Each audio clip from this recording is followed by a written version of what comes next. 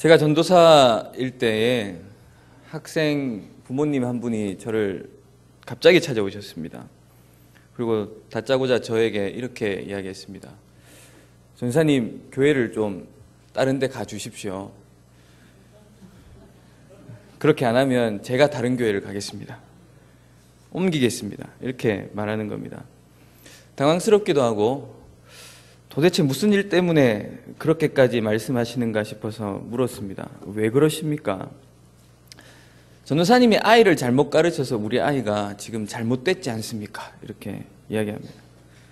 아니, 어떻게 잘못됐다는 말입니까? 아니, 우리 아이가 대학을 가지 않고 글쟁이가 된다지 않습니까?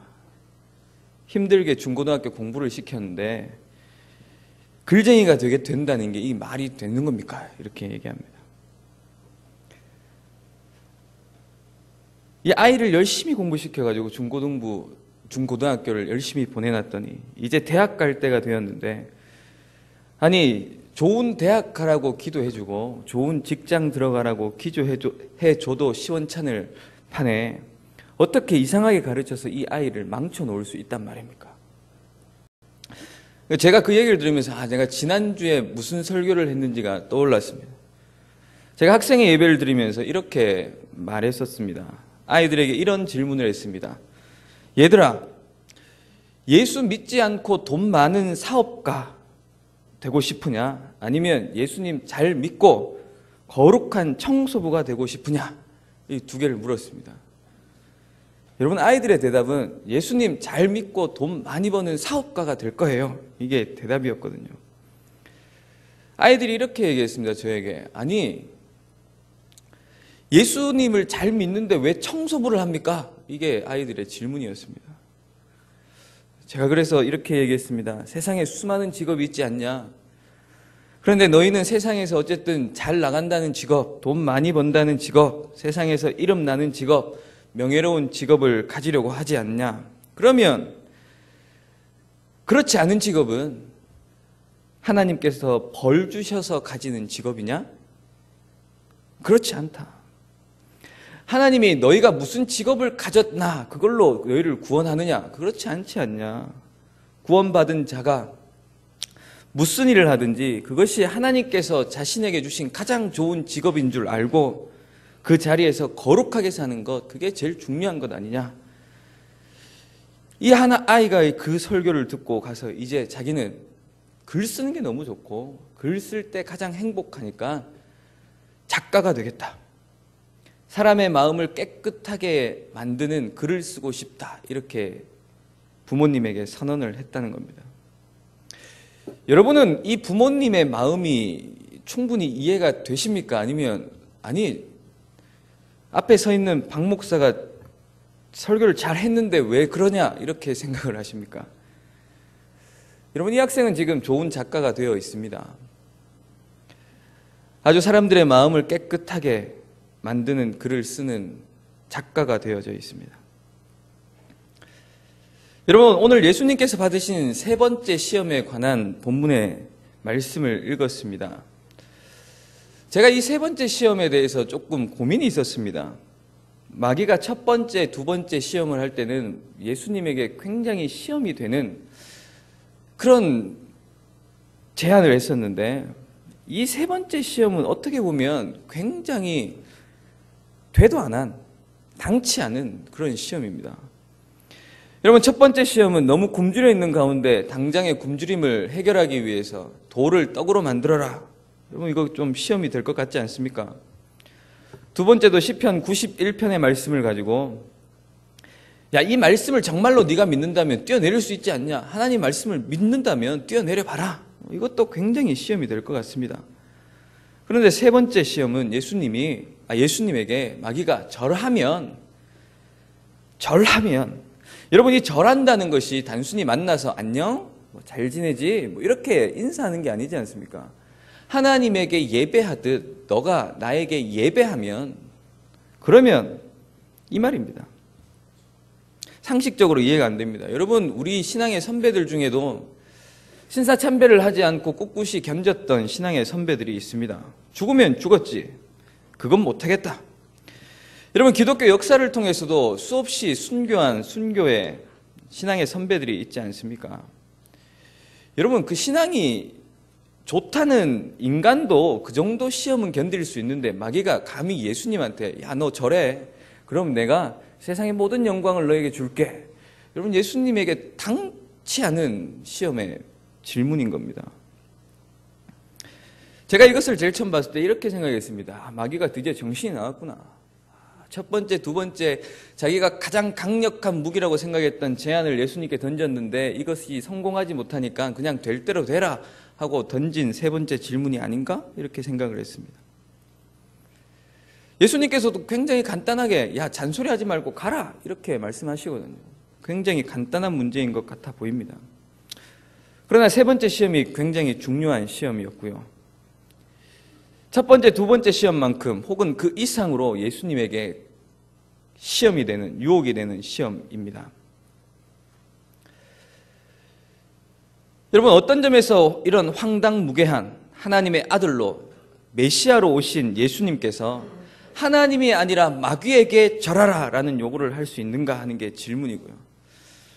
반대로 어쨌든 마귀가 주겠다라고 하는 것이 있지 않습니까? 높은 산에 올라가서 천하 만국과 그 영광을 다 보여줍니다. 쉽게 말해서 이 세상의 모든 것을 다 보여주었습니다. 하나님이 지으신 모든 세상 그리고 그 영광을 다 보여주고 자기에게 엎드려서 절을 하면 지금 이 세상 전부를 그 영광과 권세와 통치를 너에게 주겠다. 이 약속이죠. 여러분들 마귀에게 이런 권세가 있는가 하는 궁금증이 있습니다. 이 세상의 주권과 나라와 영광을 마치 자기가 가지고 있는 것처럼 이야기합니다. 그리고 그것을 예수님에게 줄 수 있는 것처럼 말합니다. 여러분, 여기에 마귀의 시험이 꼬여 있는 것입니다. 여러분, 요한복음 16장 11절에 보시면 마귀를 세상의 임금이라고 이야기하고 있습니다. 그리고 잘 아시는 대로 공중 권세 잡은 자 마귀가 지금 이 세상의 공중의 권세를 잡은 자라는 것을 우리가 잘 알고 있지 않습니까? 여러분, 우리가 마귀를 좀 이해할 필요가 있는데 여러분, 마귀를 이렇게 생각하면 안 됩니다. 마귀가 이 정도 레벨이면 하나님도 이 정도 레벨이다 이렇게 생각하시면 안 됩니다. 마귀는 타락한 천사이기 때문에 피조물입니다. 여러분, 하나님 옆에는 성자 하나님, 성령 하나님이 계시지 마귀가 같은 레벨로 있는 것이 아닙니다. 전혀 얼토당토 않습니다. 그러면 마귀가 예수님이 나에게 절하면 이것을 줄 수 있는 것처럼 이야기하는 게 과연 사실인가? 여러분, 성경은 두 가지의 다른 이야기를 하지 않습니다. 하나님의 은혜와 지배의 사랑, 다스림에 있든지 아니면 하나님의 사랑과 은혜의 다스림을 떠나 있든지 둘 중에 하나입니다. 하나님의 사랑과 은혜의 다스림을 떠나 있으면 누가 다스리고 있는 것입니까? 하나님의 은혜와 사랑을 받지 못한다면 누구의 다스림을 받고 있느냐라는 질문인데요. 당연히 마귀가 하나님을 배반하고요. 하나님의 은혜를 떠난 사람과 피조세계를 괴롭히고 그 권세, 영향력을 발휘하고 있습니다. 근데 그럼에도 불구하고 타락하고 난 이후에 이 세상이 마귀의 것인가? 그렇지 않습니다. 하나님의 것입니다. 타락하기 전에 세상이 하나님께서 지으셨고요. 타락하고 난 후에 아담과 하와는 하나님의 왕되심을 거절하고 하나님을 떠납니다. 그러면 아담과 하와는 하나님을 떠나고 난 이후에 누구의 다스림을 받고 있습니까? 하나님의 다스림을 받고 있습니다. 그러면 마귀가 이 세상을 하나님에게 뺏어서 자기가 다스릴 만한 권한을 위임받았는가? 그런 말은 또 성경에 전혀 없습니다. 하나님의 다스림을 떠나 있는 인간을 사탄이 군림해서 하나님의 보호하심을 받지 못하는 인간 위에 왕노릇하며 공중 권세를 잡아서 범죄한 인간을 괴롭히고 있는 것은 사실입니다. 천하 만국과 이 세상이 하나님의 다스림을 벗어나서 마귀의 지배와 굴림 가운데 고통하고 있는 것도 사실입니다. 그러나 타락한 세상을 주관하시는 분은 하나님이십니다. 하나님께서 주관하고 계십니다. 지금도 다스리고 계십니다. 여러분, 욥을 생각해 보면 압니다. 하나님께서 마귀가 욥을 건드리고 할 때에 하나님께서 허락하지 않으면 마귀도 욥 건드릴 수 없는 것을 우리가 잘 압니다. 하나님께서 욥을 한번 건드려봐라 이렇게 허락할 때에도 마귀에게 기준을 줍니다. 생명은 건드리지 마라. 재산만 건드려라.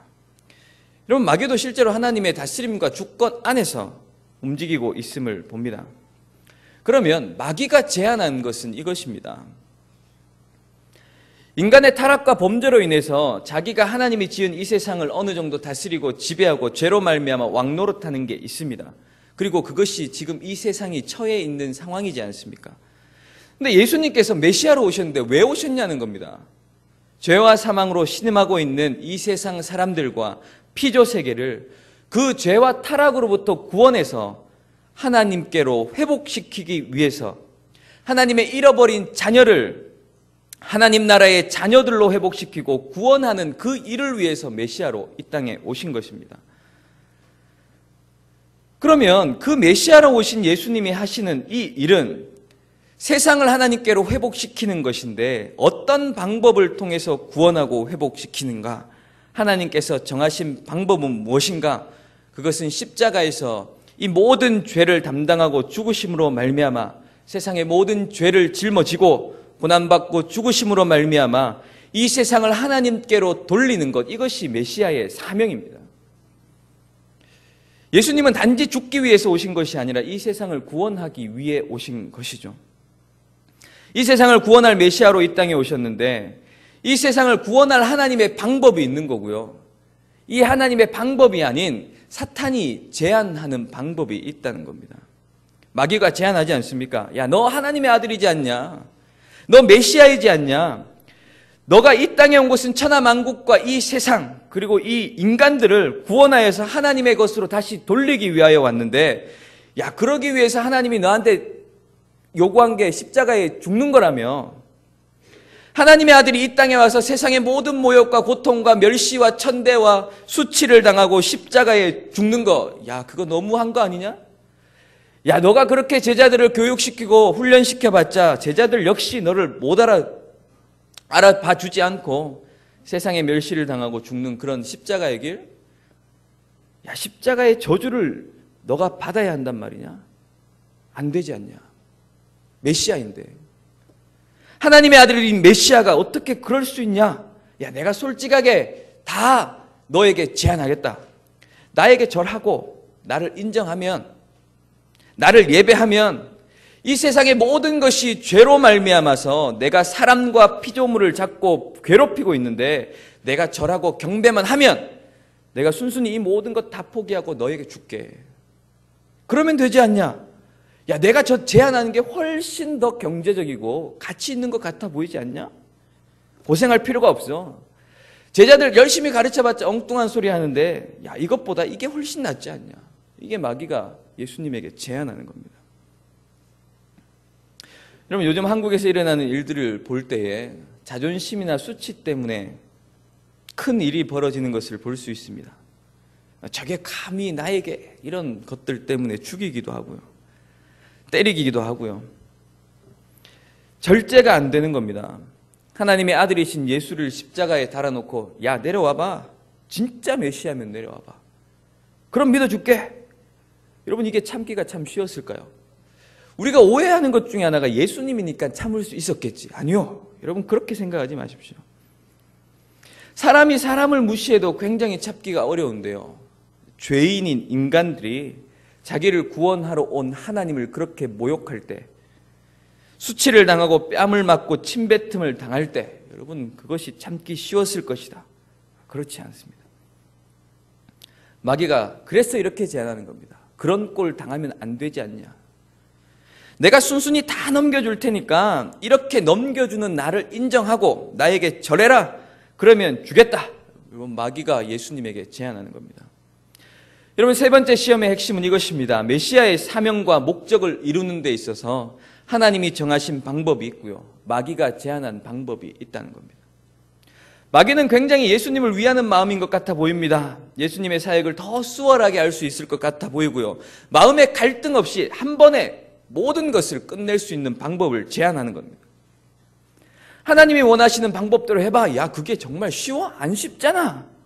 정말 쉽지 않지 않습니까? 여러분, 겟세마네 동산에서 기도하실 때 하나님께서 모든 것이 가능하시니까 이 잔을 좀 피할 수 있게 해주시면 안 되겠습니까? 여러분, 이게 예수님의 기도였습니다. 온 힘을 다해서 기도할 수밖에 없을 만큼 힘든 일입니다. 마귀는 그렇게 할 필요 없다. 야, 하나님이 너의 아들인 너에게 너무 심하게 하는 거 아니냐? 내 말 들어서 내 말대로 하면 내가 포기하고 너가 메시아 사명을 이루러 온 모든 걸 다 줄게. 내 방식대로 해. 여러분, 예전에 고3 학생들, 제가 고3일 때도 그랬습니다.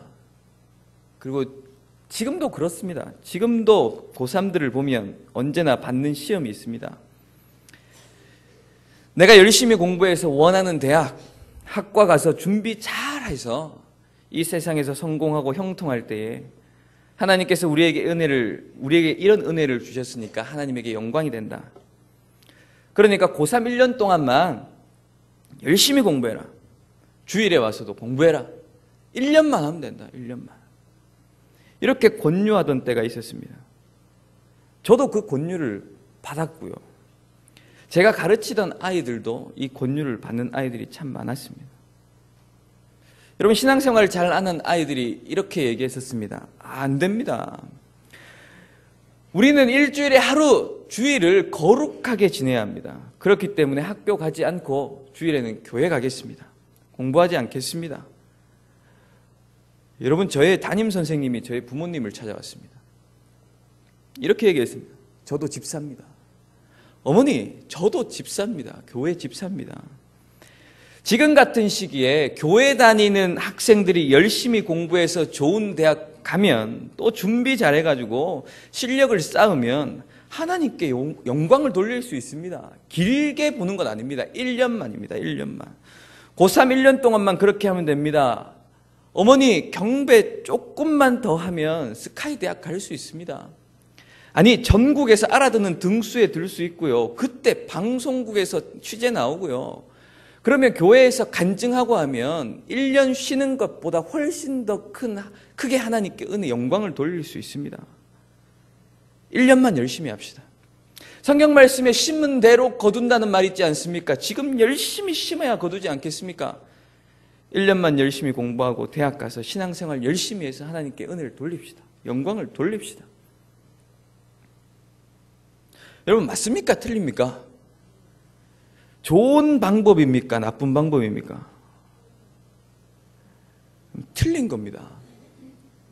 여러분, 이게 사탄이 예수님에게 제안한 것, 지금도 사탄이 우리에게 제안하고 있는 것입니다.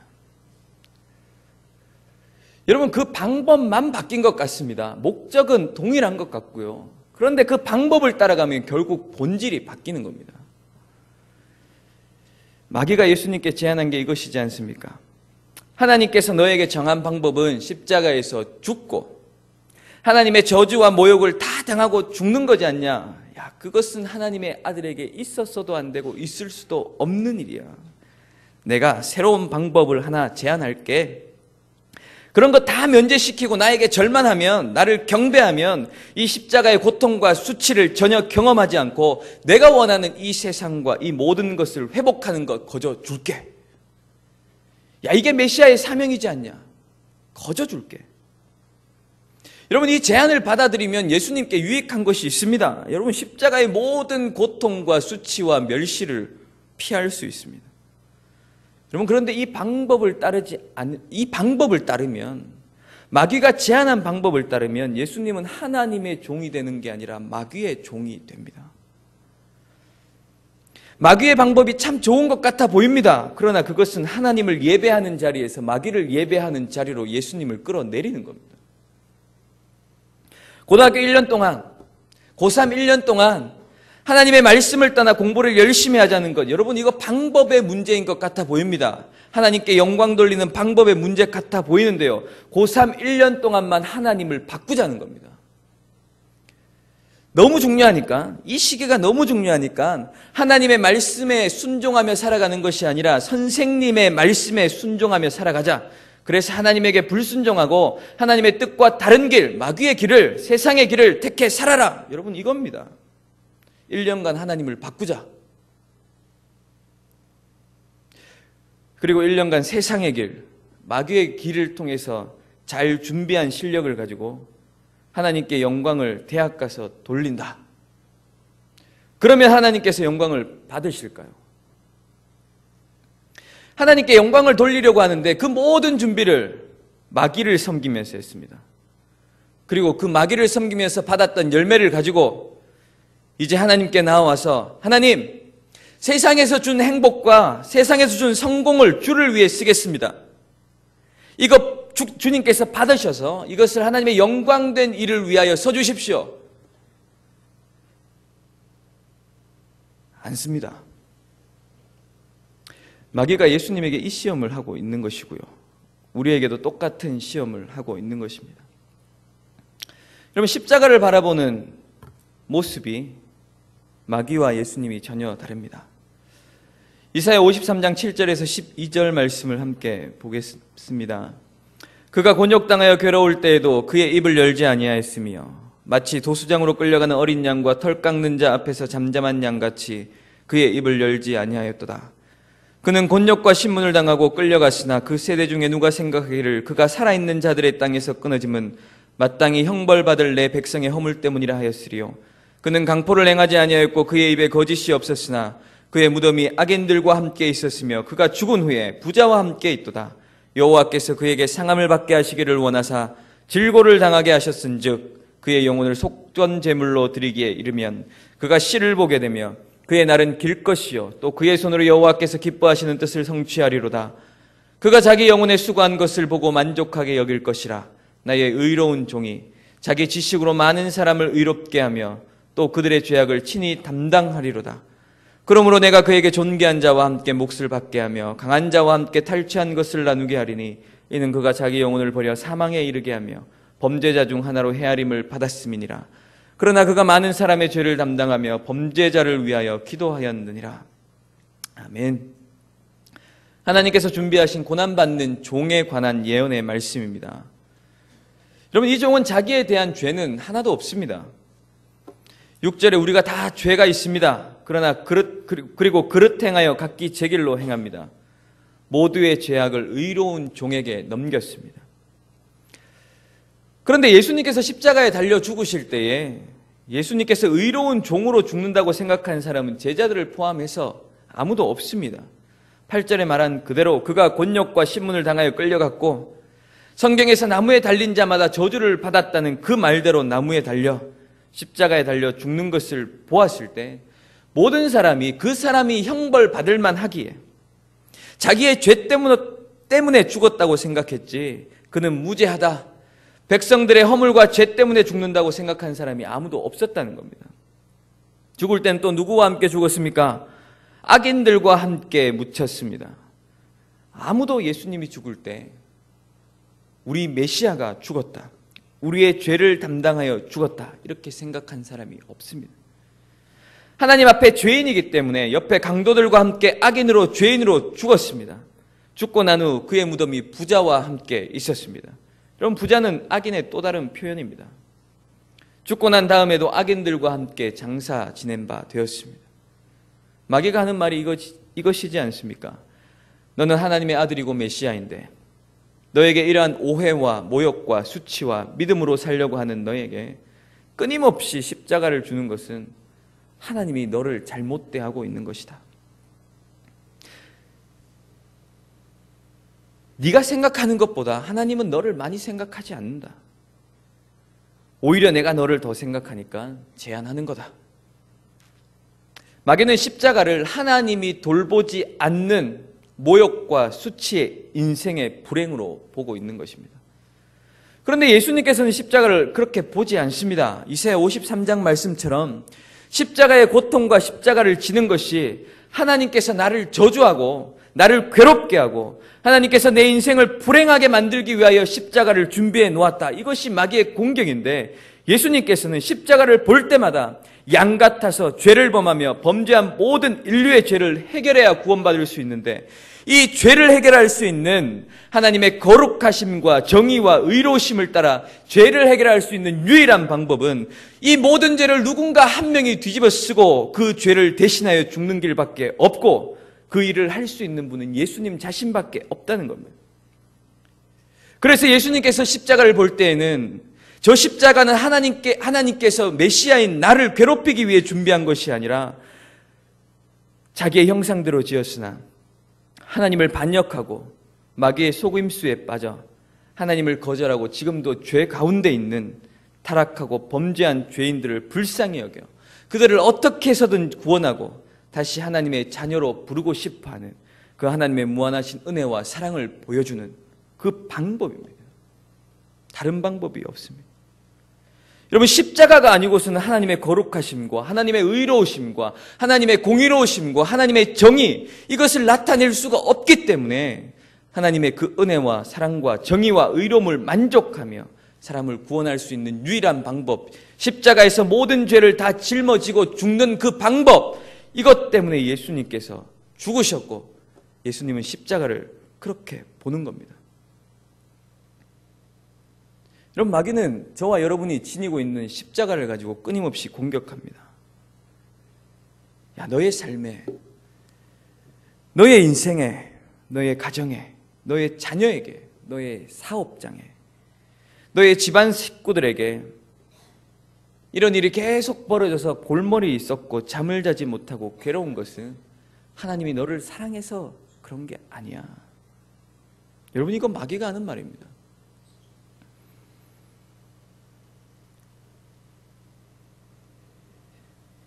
여러분, 예수 그리스도께서 십자가의 그 고통을 당하고 그 수치를, 모욕을 받고 죽게 되었을 때 나의 수고와 순종으로 인해서 하나님이 어떤 영광을 받으실지를 예수님께서 아시고 만족하셨습니다. 나의 의로운 종이 내가 이 십자가를 짐으로 말미암아 하나님께서 소망 없이 살아가는 자들, 이들을 위해서 어떤 구원의 은혜를 주시고 생명을 주실지 알았기 때문에 만족하고 기뻐했습니다. 자신이 십자가를 짐으로 말미암아 수많은 사람을 의롭게 하시고 죄를 사하는 하나님의 사랑과 은혜의 증거가 십자가이며 그 십자가를 지는 것이 은혜라는 것을 아셨다는 겁니다. 여러분, 똑같은 십자가를 바라보지만 예수님이 바라보는 십자가는 하나님의 사랑이고요, 마귀가 바라보는 십자가는 너와 아무런 상관없고 내가 지어도 안 되고 이런 것이 왔다는 것 자체가 하나님이 너를 잘못 대하고 있다라고 하는 겁니다. 그러니 마귀는 이렇게 유혹하죠. 야, 하나님에게 미련을 두지 마라. 내가 십자가 없이 형통과 성공과 명예와 모든 것을 다 주겠다. 고통스럽게 십자가를 지는 모든 것 면제시켜주고 이 세상 다 주겠다는데, 네가 원하는 성공과 명예와 형통을 주겠다는데 절할만 하지 않냐? 여러분, 이런 시험이 세상을 살면서 없으십니까?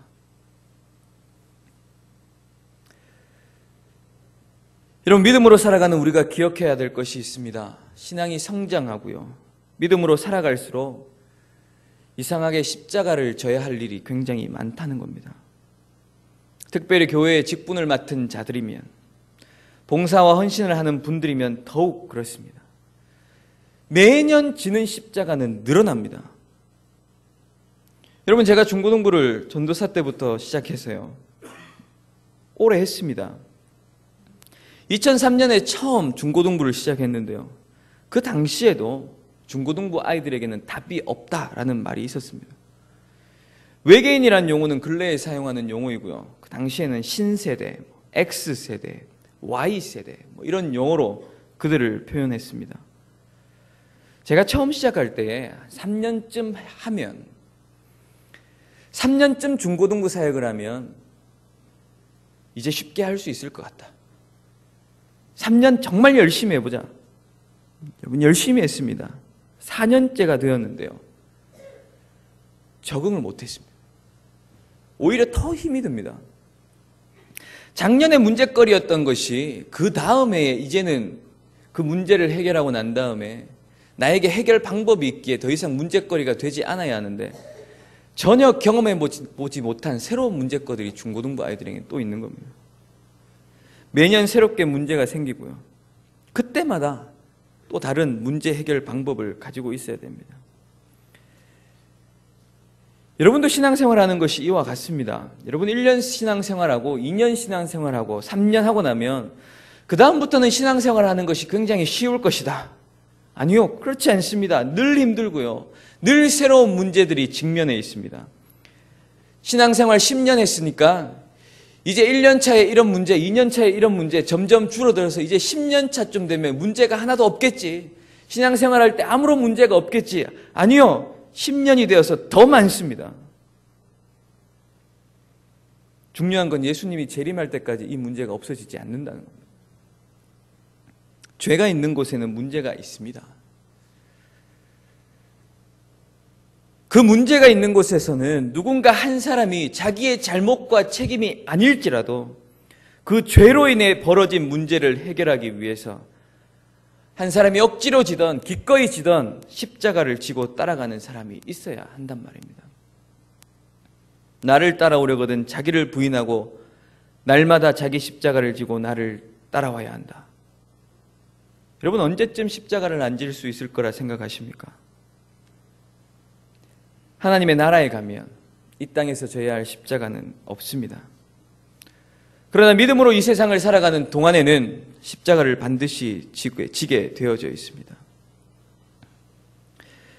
아니 왜 모든 문제가 모든 책임이 전부 나에게 오는가? 그럴 때마다 마귀는 이렇게 유혹합니다. 하나님께서 너에게 굉장히 잘못하시는 거야. 교회를 위해 가정을 위해 그렇게 수고했는데 어떻게 이렇게 고통이 계속 오냐? 하나님이 너를 사랑하지 않는 거야. 그러니 내가 좋은 방법 가르쳐 줄게. 교회를 옮겨. 야, 가족은 가족이 아니라고 생각해. 귀를 막아.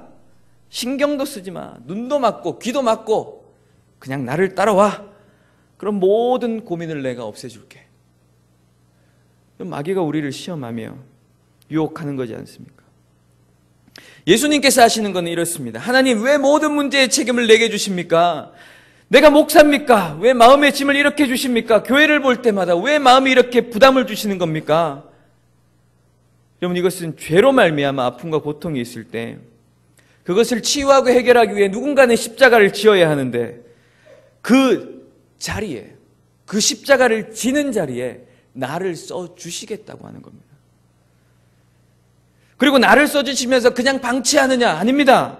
이길 수 있게 하기 위해서 하나님께서 새로운 은혜와 위로를 나에게 더해 주십니다. 나를 써주시는 겁니다. 피할 길을 주시는 겁니다. 그것이 고난받는 의로운 종이 하나님의 은혜와 사랑에 대해서 가지고 있었던 확신이고 우리가 가지고 있어야 할 확신입니다. 여러분 교회 생활하는데 믿음으로 생활하면서 아니 나는 아무런 짐질 것도 없고 항상 감사하고 기쁘다 이런 교인이 있는지 모르겠습니다만 이런 교인은 두 부류입니다. 하나는 신앙이 너무 어려서 짐을 지는 것이 아니라 깔려 죽을 것 같을 때 하나님은 짐을 주시지 않을 겁니다. 또 한 가지는 뺀질거리며 하나님을 믿는다 하지만 하나님의 길을 따라갈 때 십자가 지는 게 보일 때 끊임없이 피하고 도망다니는 경우이겠죠. 여러분 예수님처럼 살아야 된다 말 많이 하지 않습니까? 예수님께서 이 세상에 살았던 삶을 한마디로 말씀드리면 십자가입니다. 도망가지 않고 짐을 지고 가셨죠. 이 십자가를 질 때 유일하게 그 예수 그리스도를 위로해 줄 수 있는 분은 하나님밖에 없었습니다.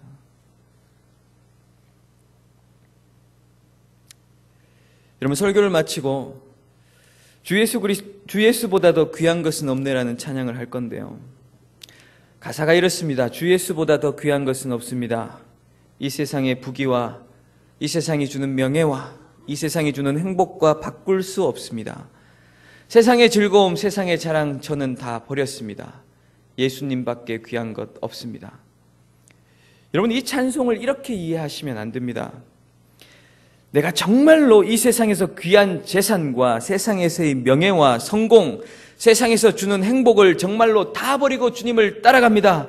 따라가지만 이 세상의 행복과 부귀함과 성공과 명예를 버린 것이 안타깝지만 따라갑니다. 여러분, 이렇게 찬송 부르시면 안 됩니다.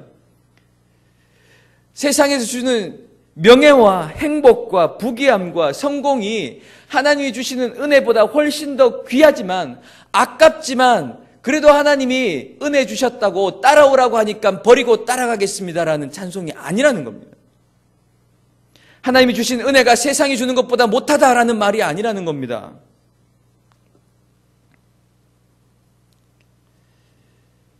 여러분, 정말로 세상이 주는 행복과 재산과 명예를 뒤로하고 하나님이 주신 그 길을 걷는 것이 손해 같아 보입니까? 그렇지 않습니다.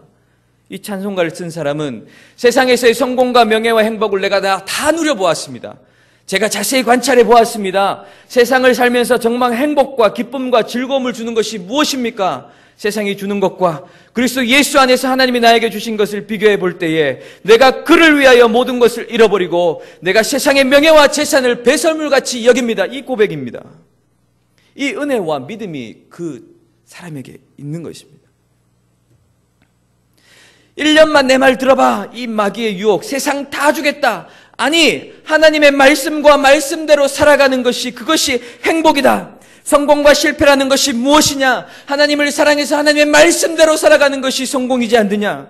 하나님의 말씀대로 살아보니 부자가 되더라. 아니요, 본질이 아닙니다. 하나님의 말씀대로 살았음에도 불구하고 하나님의 어떤 사람은 부하게도 쓰시고 어떤 사람은 가난하게도 쓰십니다.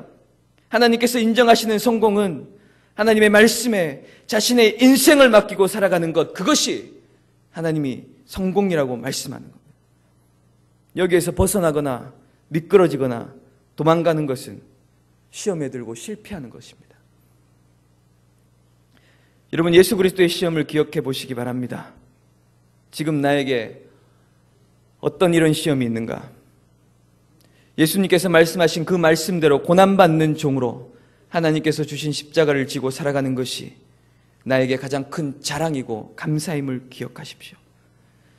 이렇게 고백하며 하나님 앞에서 귀하게 쓰림받는 여러분 되시길 주님의 이름으로 축복합니다.